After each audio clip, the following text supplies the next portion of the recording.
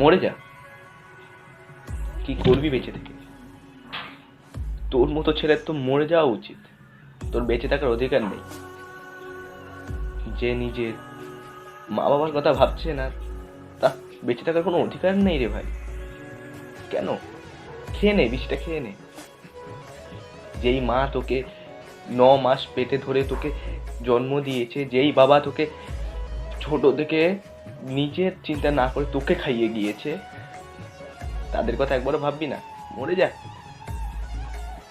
যা, ওই মেয়ের জন্য মরে যা। মেয়েটার কি হবে? মেয়েটার কি? মেয়েটা তো সংসার করে ভালো থাকবে, নতুন সংসারে খুব খুশি থাকবে। তোর মা বাবার কথা তুই চিন্তা করেছিস? যা, মরে যা। जग से